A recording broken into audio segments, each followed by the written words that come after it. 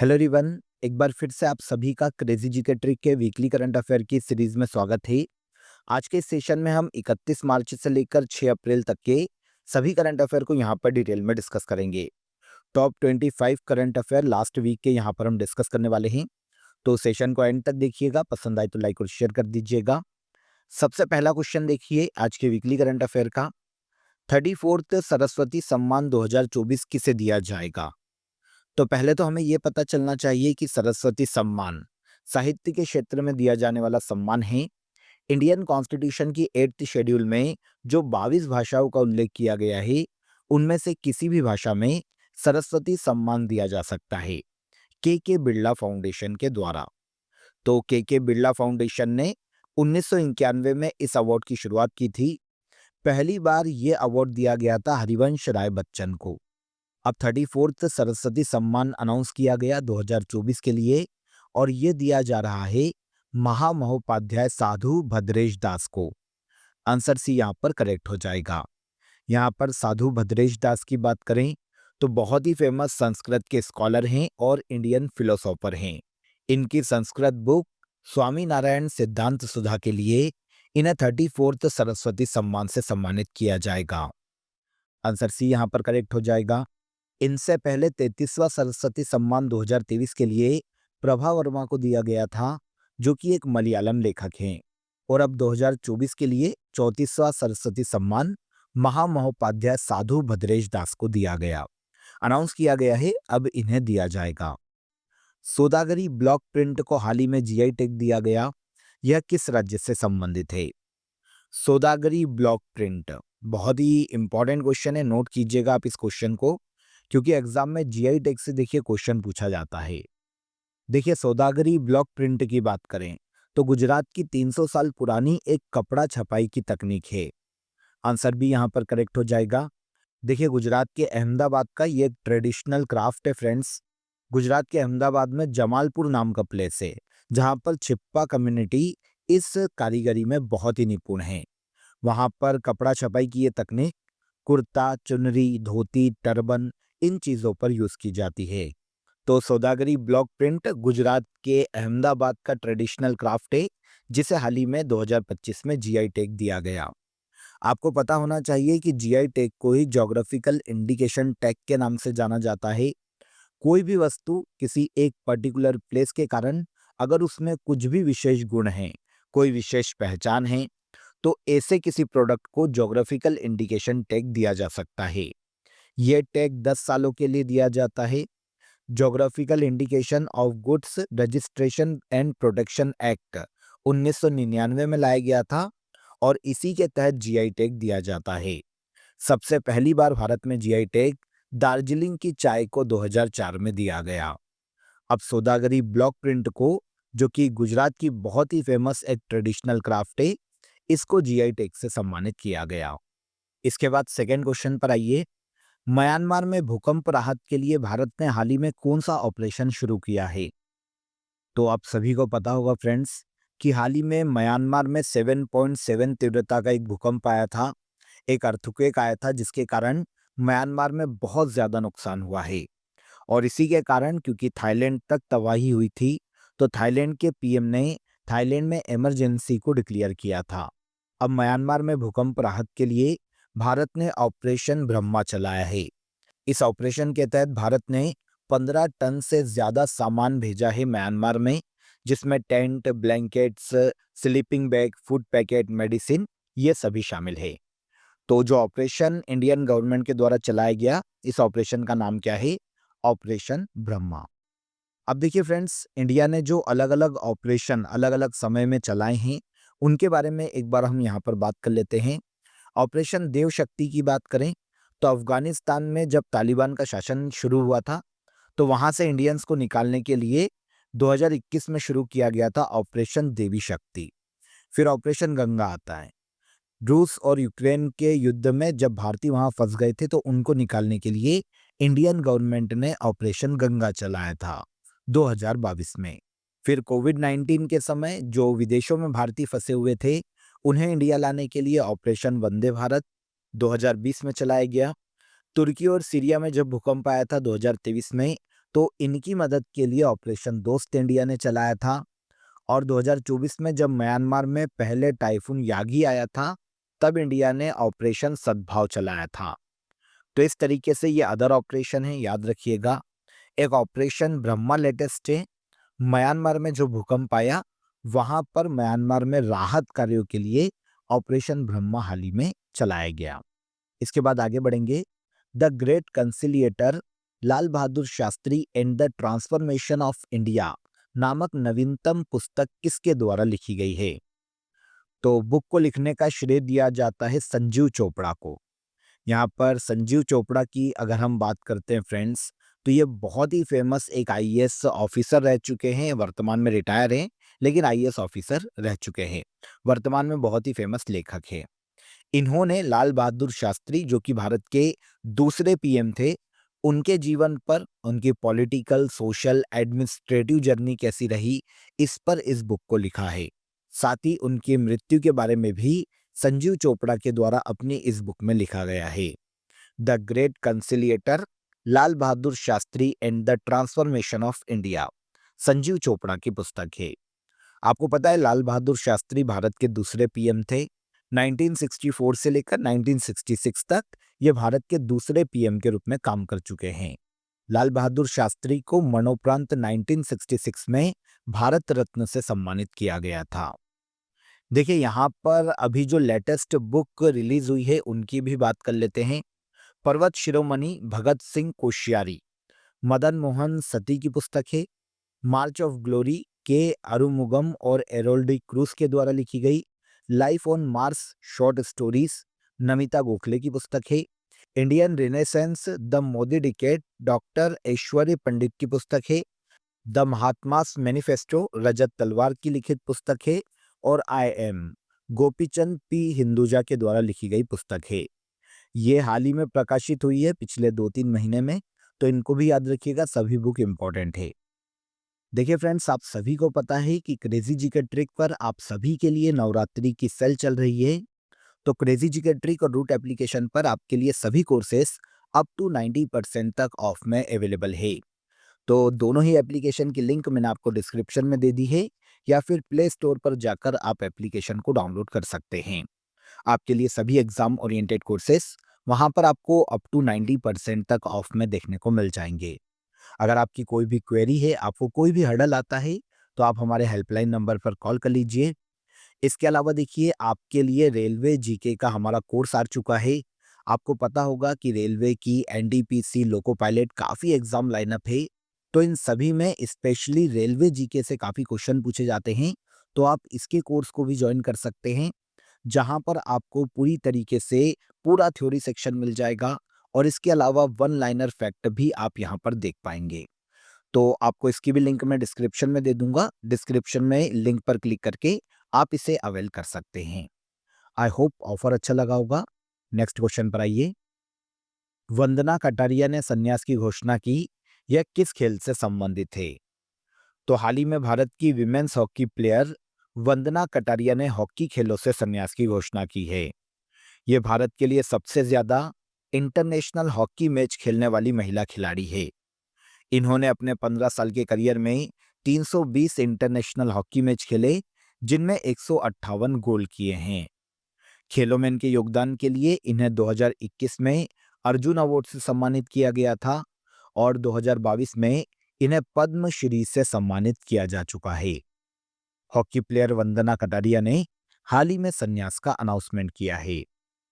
International yoga day 2025 की theme क्या घोषित की गई? देखिए, आपको पता होना चाहिए कि अंतर्राष्ट्रीय योग दिवस हर साल 21 जून को मनाया जाता है। इंडियन गवर्नमेंट के प्रयासों से ही यूनाइटेड नेशन जनरल असेंबली ने 2014 में इसे बनाने की परमिशन दी थी। और पहली बार 2015 में इंटरनेशनल योग डे मनाया गया 21 जून को। अब 2025 में इंडियन गवर्नमेंट ने इसकी थीम को अनाउंस किया है, yoga for one earth one health. 2025 में इंटरनेशनल डे ऑफ योगा की थीम है। आंसर हो जाएगा आंसर सी।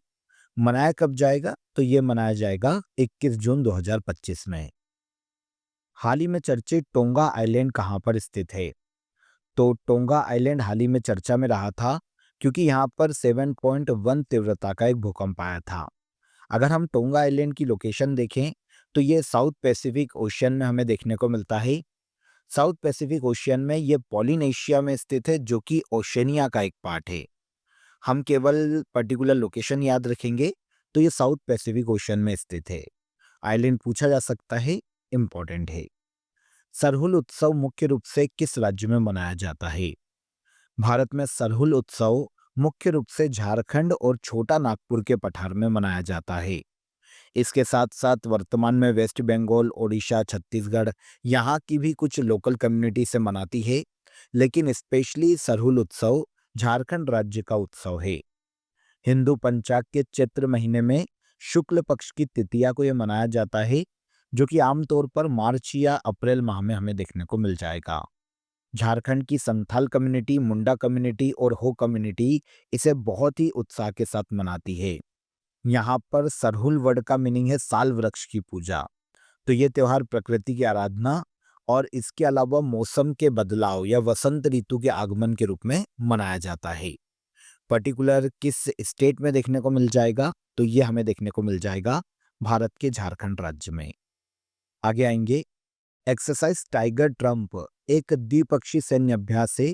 यह किन दो देशों के बीच आयोजित किया जाता है? तो टाइगर ट्रम्प जो कि एक मिलिट्री एक्सरसाइज है, इसका आयोजन इंडिया और अमेरिका के मध्य में किया जाता है। हाल ही में 1 से लेकर 13 अप्रैल 2025 तक भारत के विशाखापट्टनम और काकीनाडा, जो कि भारत के आंध्र प्रदेश राज्य में स्थित है, यहाँ पर एक्सरसाइज टाइगर ट्रम्प के चौथे एडिशन का आयोजन किया जा रहा है। दोनों देशों की सेनाओं के बीच में डिजास्टर मैनेजमेंट और रिलीफ ऑपरेशन में कॉपरेशन और कोऑर्डिनेशन को बढ़ावा देना एक्सरसाइज टाइगर ट्रम्प का मुख्य उद्देश्य है। फोर्थ एडिशन है ये, 2025 में आंध्र प्रदेश में आयोजित किया जा रहा है। सबसे पहली बार इसकी शुरुआत 2019 में की गई थी। फोर्थ एडिशन इंडिया और अमेरिका के मध्य में आयोजित किया जाता है एक्सरसाइज टाइगर ट्रम्प। ये 2 फेज में आयोजित किया जाएगा।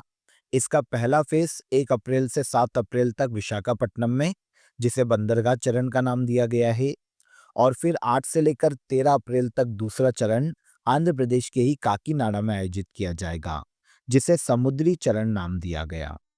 तो क्वेश्चन हमारा ये था कि किन दो देशों के बीच में आयोजित की जाती है? इंडिया और अमेरिका के मध्य में। राष्ट्रमंडल देशों की पहली अफ्रीकी महिला महासचिव कौन बनी? कॉमनवेल्थ नेशंस की पहली अफ्रीकी महिला महासचिव शर्ली बोचवे बनी हैं।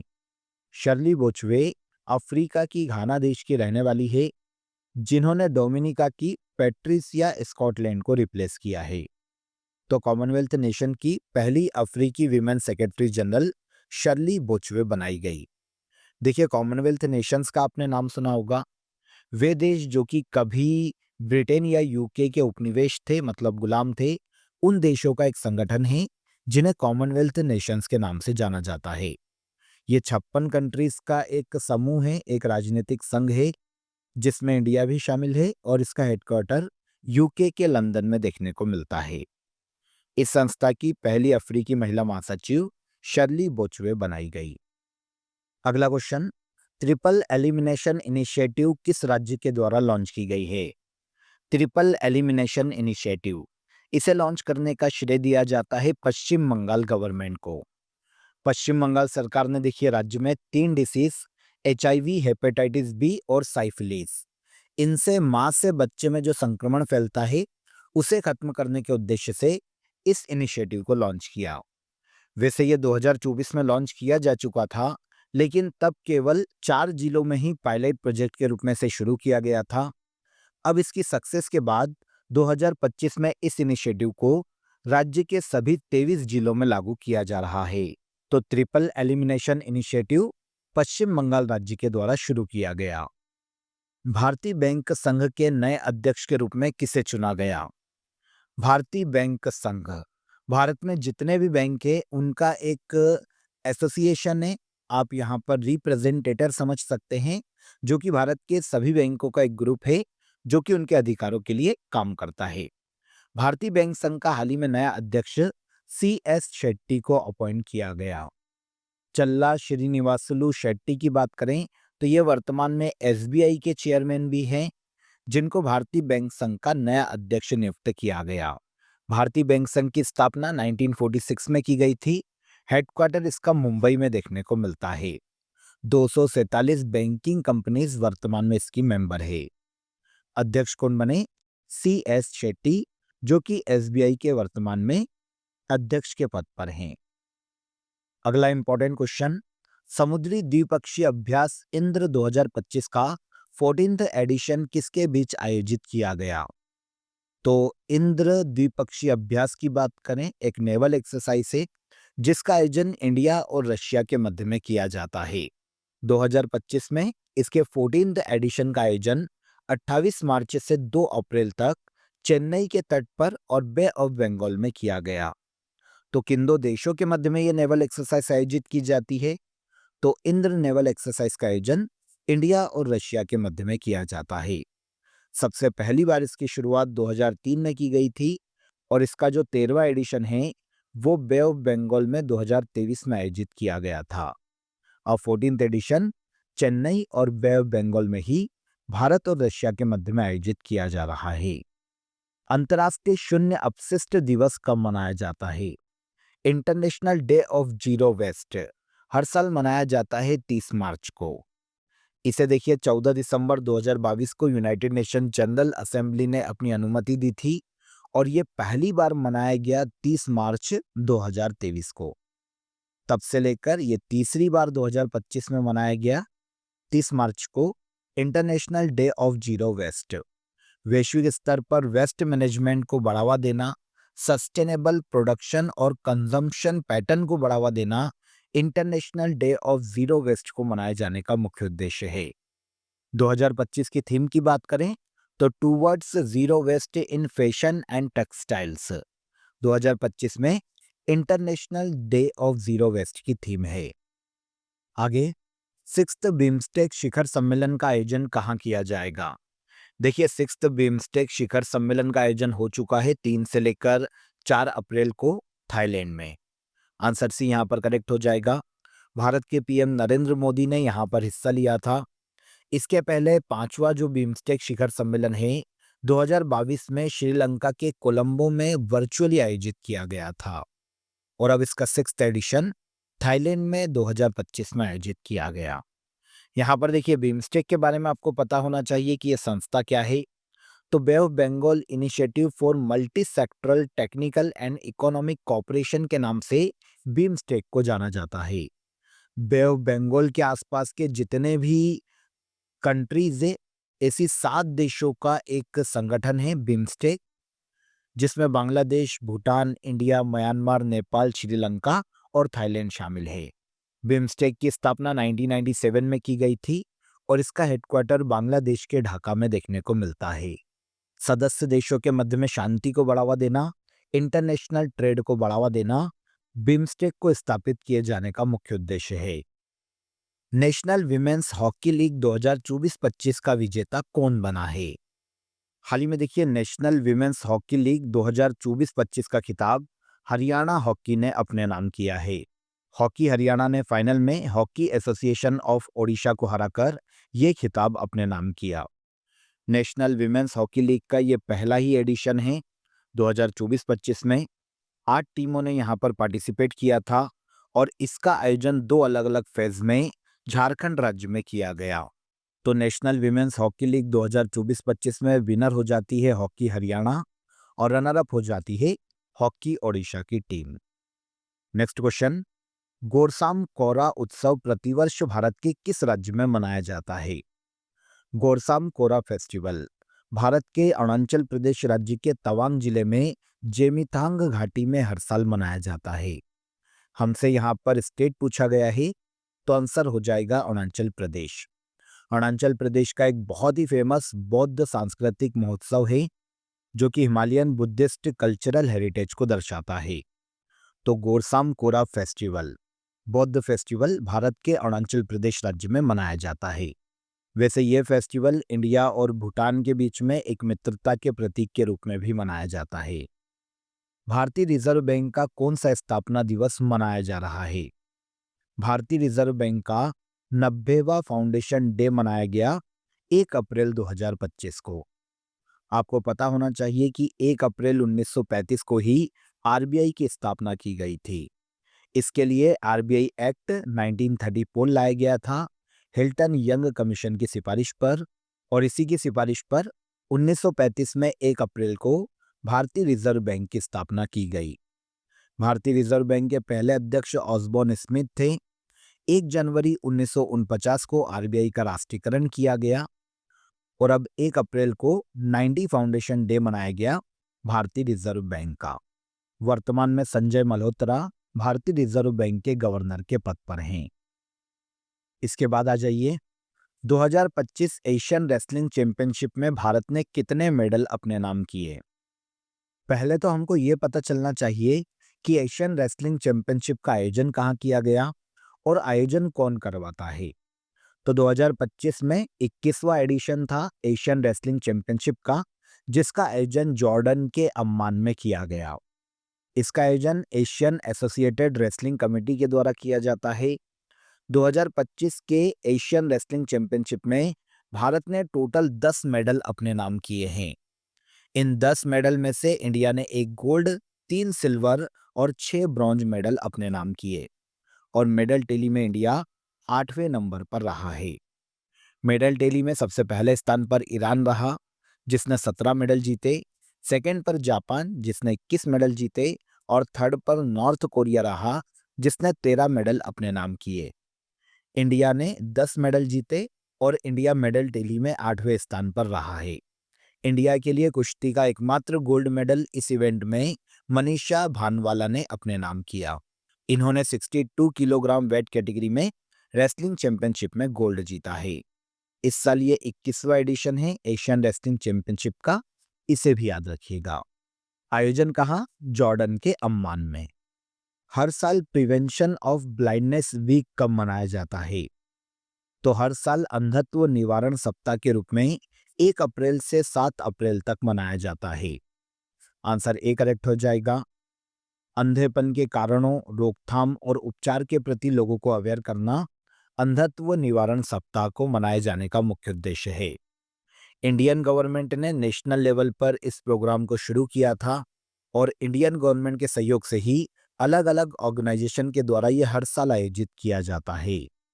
तो प्रिवेंशन ऑफ ब्लाइंडनेस वीक 1 अप्रैल से 7 अप्रैल तक 2025 में मनाया गया। आगे चलते हैं। पृथ्वी के पोल टू पोल कक्षा में पहला मानव अंतरिक्ष मिशन भेजने के लिए स्पेसएक्स के द्वारा कौन सा मिशन लॉन्च किया गया? स्पेसएक्स के बारे में आपने सुना होगा। यह एलन मस्क की प्राइवेट स्पेस कंपनी है फ्रेंड्स, जिसने हाल ही में पोल टू पोल कक्षा में पहला मानव अंतरिक्ष मिशन भेजने के लिए फ्राम 2 मिशन को लॉन्च किया है। आंसर भी यहाँ पर करेक्ट हो जाएगा। इस मिशन में दुनिया में जो पहली बार होगा, इसमें यह है कि किसी ह्यूमन का स्पेस में पहली बार एक्सरे लिया जाएगा और पहली बार स्पेस में मशरूम उगाया जाएगा। 31 मार्च को इसे यूएसए के कैनेडी स्पेस सेंटर से लॉन्च किया गया, launch vehicle SpaceX crew dragon resilience के द्वारा। यह पोल टू पोल कक्षा में पहला मानव अंतरिक्ष मिशन है। नाम है इसका फ्राम 2। पहला विश्व बॉक्सिंग कप 2025 का आयोजन किस देश में किया जा रहा है? तो पहला विश्व बॉक्सिंग कप 2025 का आयोजन 31 मार्च से लेकर 5 अप्रैल तक किया गया ब्राजील में। इस कंपटीशन का आयोजन वर्ल्ड बॉक्सिंग के द्वारा किया गया, और कंपटीशन में 19 देशों के 130 से अधिक बॉक्सरों ने पार्टिसिपेट किया। इंडिया की ओर से भी 10 बॉक्सर ने यहां पर पार्टिसिपेट किया था, और इनका नेतृत्व एशियन गेम्स ब्रॉन्ज मेडल विजेता नरेंद्र बेरवाल के द्वारा किया गया। तो पहला वर्ल्ड बॉक्सिंग कप 2025 का आयोजन ब्राजील में हाल ही में किया गया। आगे आएंगे। 1 अप्रैल को सीबीआई का कौन सा स्थापना दिवस मनाया गया था? 1 अप्रैल को सेंट्रल ब्यूरो ऑफ इन्वेस्टिगेशन का 62 फाउंडेशन डे सेलिब्रेट किया गया। देखिए, सेंट्रल ब्यूरो ऑफ इन्वेस्टिगेशन या सीबीआई को पिंजरे में बंद तोता भी कहा जाता है। यह क्वेश्चन एग्जाम में पूछा जाता है, याद रखिएगा, क्योंकि सीबीआई जो है इसे सेंट्रल गवर्नमेंट के अंडर में ये रहती है, और सेंट्रल गवर्नमेंट अक्सर जो विपक्षी पार्टी होती है ना, उनके खिलाफ सीबीआई का यूज करती है। इसीलिए सीबीआई को पिंजरे में बंद तोता कहा जाता है। वैसे ये इंडियन गवर्नमेंट की एक प्रमुख जांच एजेंसी है जो कि बड़े अपराधों या आतंकवादी गतिविधियों की जांच के लिए काम करती है। सीबीआई की स्थापना 1 अप्रैल 1963 में की गई थी और अब 1 अप्रैल 2025 को इसका 62 फाउंडेशन डे सेलिब्रेट किया गया। सीबीआई का हेडक्वार्टर नई दिल्ली में है और प्रवीण सूद वर्तमान में सीबीआई के डायरेक्टर जनरल के पद पर हैं। गरीबी को 2029 तक समाप्त करने के उद्देश्य से P4 इनिशिएटिव किस राज्य में शुरू किया गया? तो 2029 तक गरीबी को राज्य में समाप्त करने के लिए P4 इनिशिएटिव को लॉन्च किया है आंध्र प्रदेश सरकार ने। आंध्र प्रदेश के सीएम चंद्रबाबू नायडू ने जीरो पॉवर्टी के लिए इसे राज्य में लॉन्च किया। यहाँ पर P4 का मतलब है public private people partnership. P4 initiative का प्रारंभिक चरण में जो लाभ है वो राज्य के 2 मिलियन लाभार्थियों को दिया जाएगा। इसके तहत ऐसे लाभार्थी जो कि पूर्व में योजनाओं से वंचित हैं, उन्हें फ्री गैस सिलेंडर दिए जाएंगे, एजुकेशनल सपोर्ट दिया जाएगा और विमेन एम्पावरमेंट स्कीम में उन्हें भागीदारी बनाया जाएगा।